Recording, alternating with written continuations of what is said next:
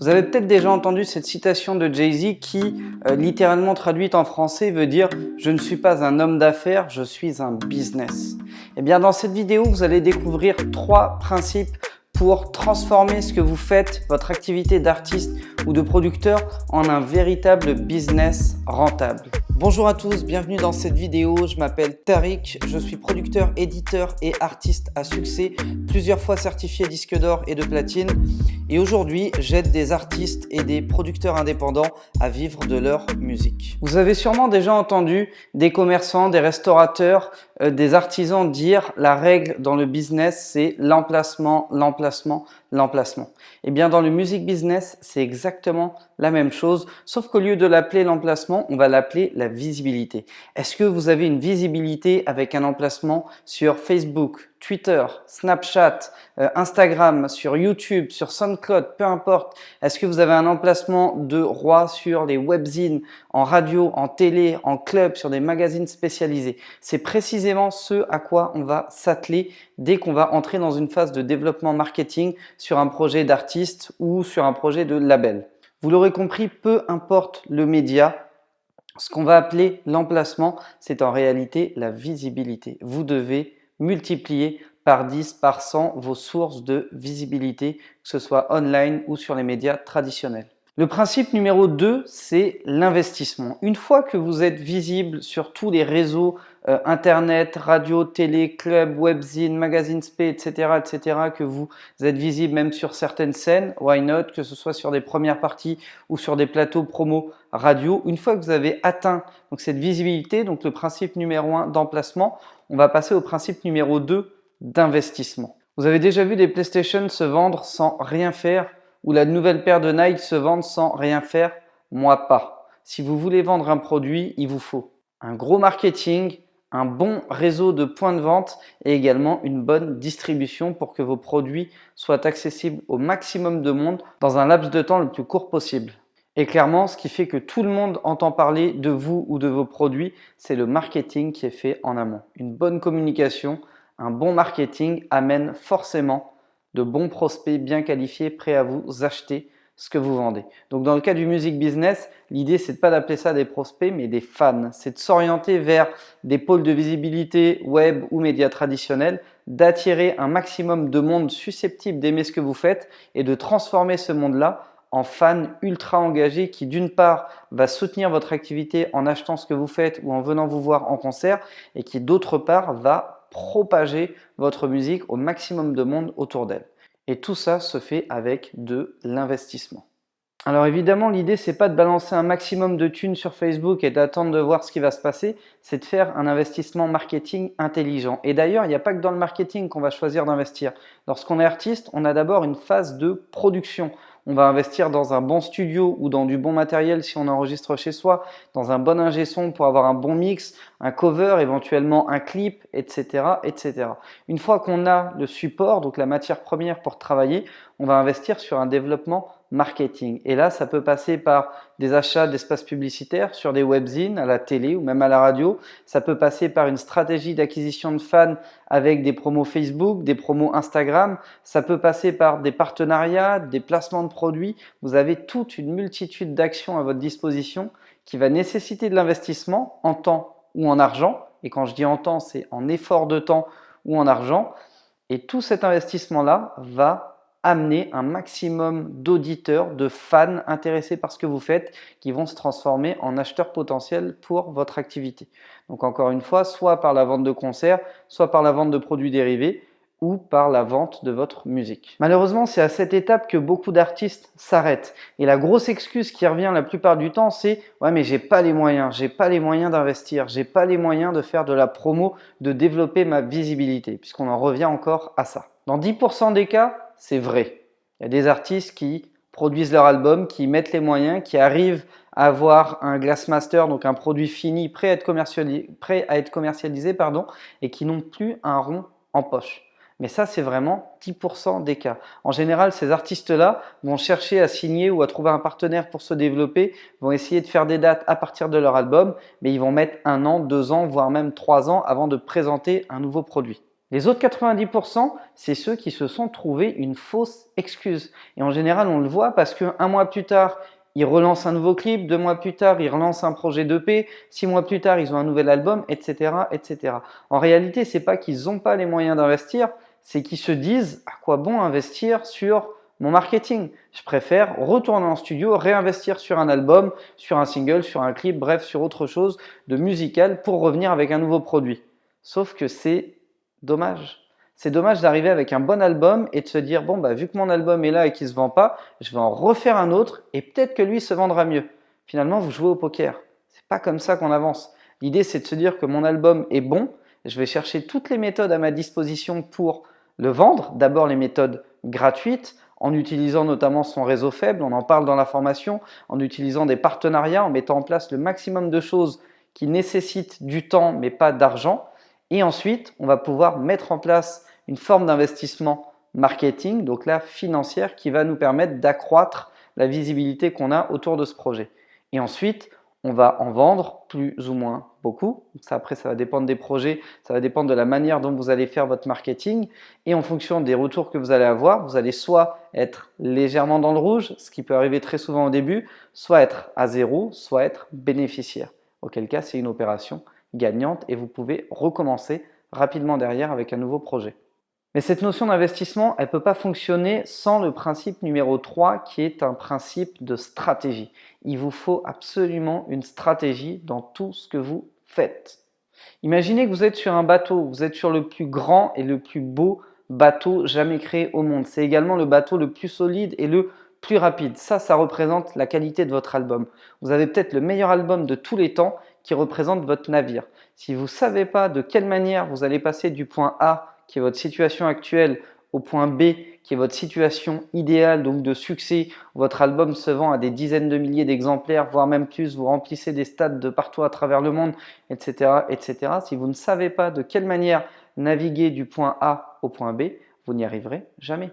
Un coup, vous irez au nord, dès que ça ira pas, vous irez au sud, puis dès que ça ira pas, vous irez entre les deux, entre le nord et le sud, et finalement, vous allez être complètement perdu, et ça peut durer 10 ans, 20 ans, 30 ans. Je croise même des artistes aujourd'hui qui ont 58 ans, qui ont fait ça toute leur vie, et qui n'arrivent toujours pas à avancer. La stratégie, c'est justement à ça que ça vous aide. La stratégie, c'est établir un plan précis, c'est-à-dire avoir une boussole, une carte et savoir précisément par où on va passer. On sait qu'on va aller d'abord un petit peu au nord, puis ensuite on va redescendre, on va accélérer plein fouet pour aller tout droit, puis on va contourner cette île, ce continent, etc., etc. Et votre plan d'action, c'est précisément votre stratégie. Notamment quand vous allez faire votre investissement marketing pour développer la visibilité autour de votre projet, vous allez devoir chercher quoi faire de manière optimisée. On calcule ce que ça coûte, on calcule ce que ça peut rapporter, ce qu'on espère que ça va rapporter et on calcule également le risque de perte maximale. Aujourd'hui, je suis capable de dire sur 100 € misés sur une promo, ce que je peux perdre. Parce que c'est très simple, je peux perdre 100 €. Il se peut que les 100 € que je mise sur, je sais pas moi, un achat d'espace pub par exemple sur un webzine ne va m'apporter aucun fan et donc aucune vente potentielle. Donc je vais peut-être mettre 100 balles sur une com, admettons que ça dure une semaine, je ne vais pas vendre un t-shirt.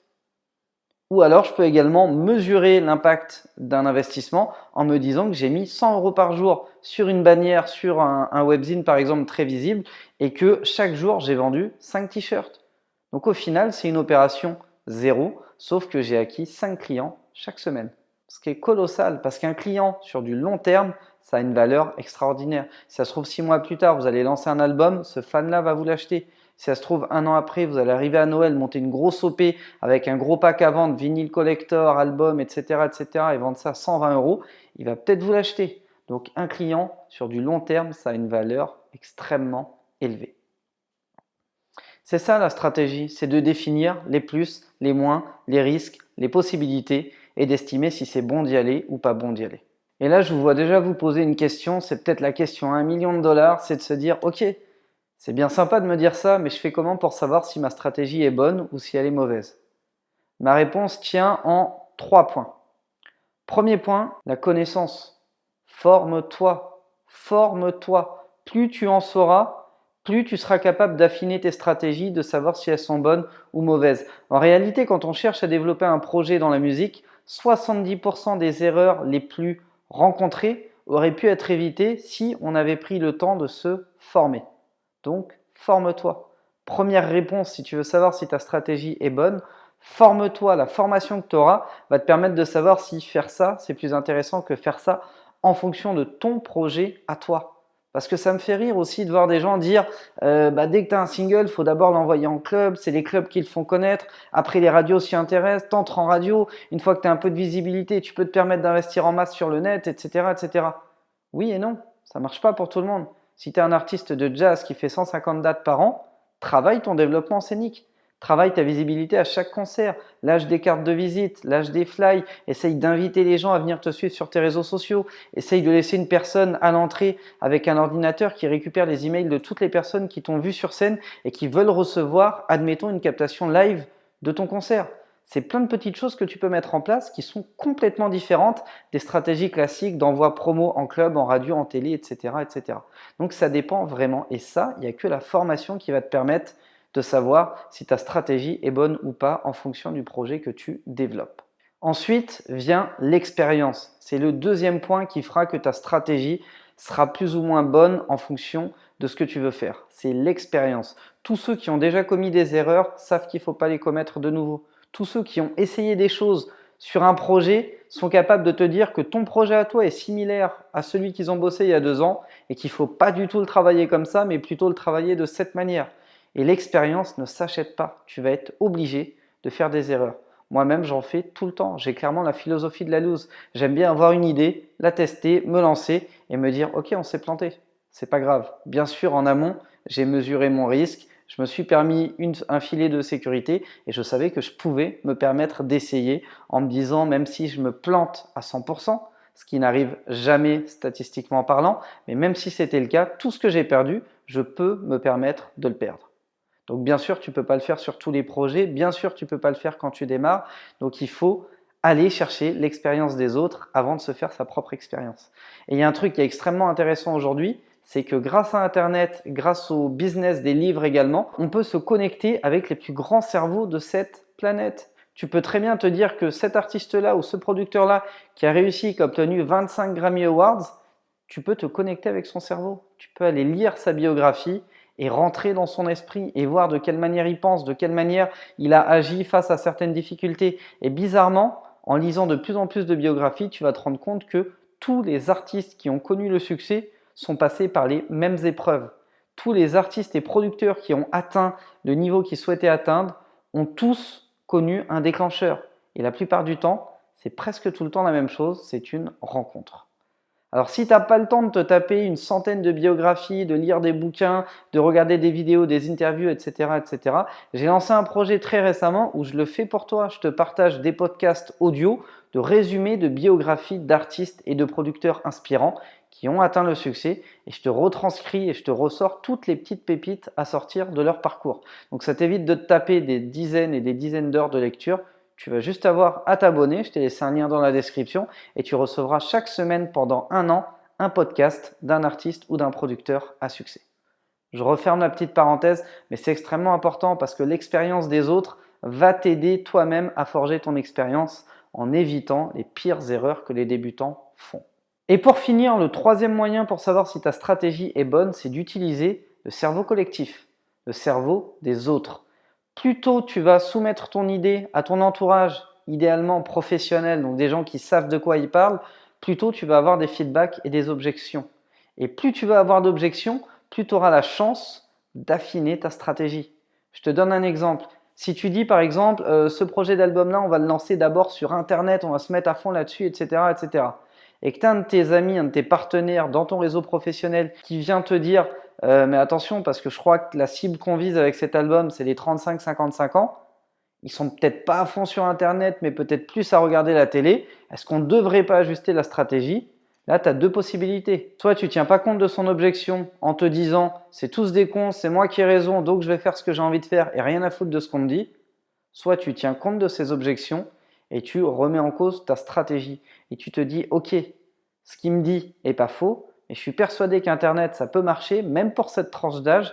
Dans ce cas-là, est-ce qu'on ne devrait pas s'orienter vers des webzines un peu plus adultes? Est-ce qu'on ne devrait pas orienter notre ciblage Facebook, YouTube vers un public entre 35 et 55 ans et créer un avatar beaucoup plus précis de notre cible idéale?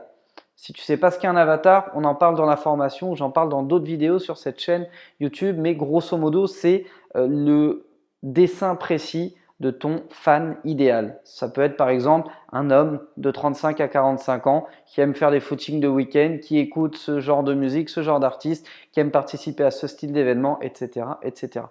Plus ton profil est précis, plus ton marketing sera efficace.